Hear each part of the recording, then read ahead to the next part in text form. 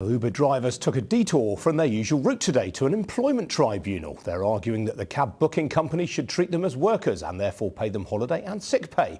Uber says they're self-employed. The test case is being brought by the GMB union. We'll hear from them in a moment. But first, our technology correspondent Tom Cheshire reports on the wider implications it may have for the so-called gig economy.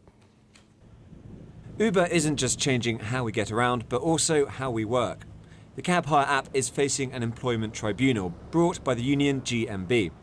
Are its drivers workers with all the rights to sick pay and holiday and a guaranteed minimum wage that entails, or are they self-employed as Uber says? Raoul Daniel has done both, driving as a worker for a private hire company and as a self-employed contractor for Uber. At the beginning I have to stay 12 hours each day to work, but right now if I want to work I work, if not I don't want to work. That question has important consequences for a new type of working, where workers are summoned through internet platforms for specific jobs. It's got a few names, but the gig economy is the most accurate. What's called the gig economy doesn't just stop with Uber, although it's probably the most visible part of it. Enabled by the location-based services on your smartphone, you can order all sorts of things straight to you. So we're on the way back to my flat now, but I can get a takeaway, and I can also order a handyman to come to my flat, help me out with some tasks I've been putting off. There's been an explosion in the gig economy. The latest figures show that there are 72 such companies in the UK. Handy will provide home services, Babylon will find you a GP and get your prescriptions, and City Swish will get you a beautician on your doorstep. This gig economy was worth £500 million in 2014, and it's expected to grow to £9 billion by 2025. But workers have some hesitation. Obviously things could be a little bit more fairer, and the only thing that can actually really make it easy for as drivers, which I've always said to them, is if they could pay our taxes. Even if they deducted it from our wages, it just saves us having to go and get the account in and pay an extra person to do so forth when they already have the facilities and funding to do that. And here comes the handyman. Hi, Joe. Hi, nice to meet you. Cheers. Let's go through here. You don't really feel like you're in communication with the company that you're working for. It's sort of made to seem like this happy little creature who's going to magically do this task for you, and in fact it's not like that, and it's not. These are on-demand jobs that didn't exist before the iPhone, but they're challenging our ideas about work itself, which was set in the last century. I think the world of work is changing. We don't want to overstate the pace of change, and our data analysis, our terminology, our legal system and our welfare systems need to move with the times, essentially. The tribunal into Uber won't deliver its verdict just yet. This has been just a short journey into the gig economy, but as that economy grows, it will only produce more questions. Tom Cheshire, Sky News.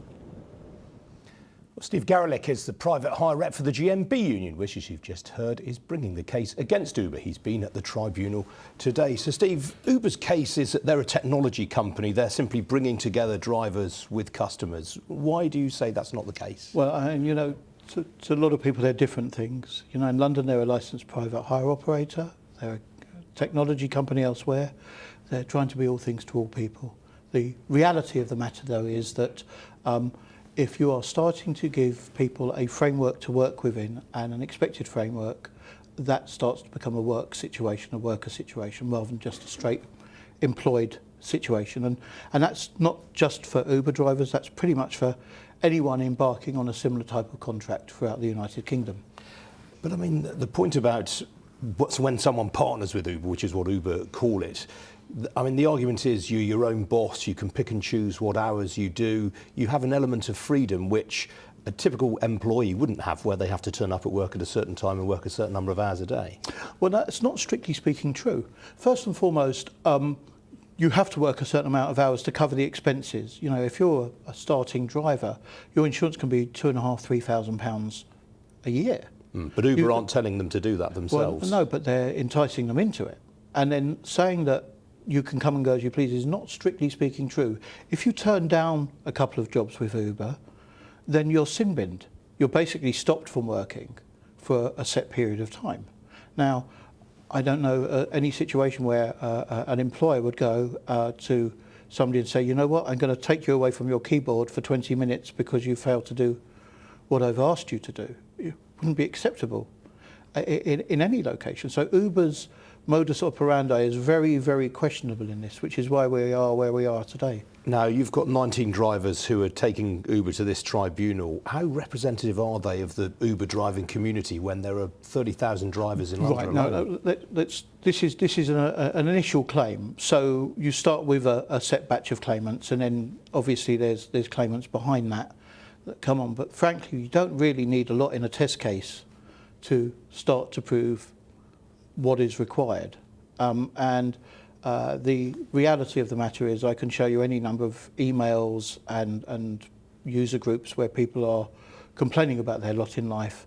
And part of the problem also is down to operators deciding how much they will charge, rather than having converse. If you're having a contract with somebody, you would expect in a contractual situation that an individual will discuss a rate and agree a rate to work with. You wouldn't expect that the person who's giving you that contract to drop the rate, whether it's Addison Lee doing it at the moment or Uber doing it to drivers, without any discussion with the drivers whatsoever.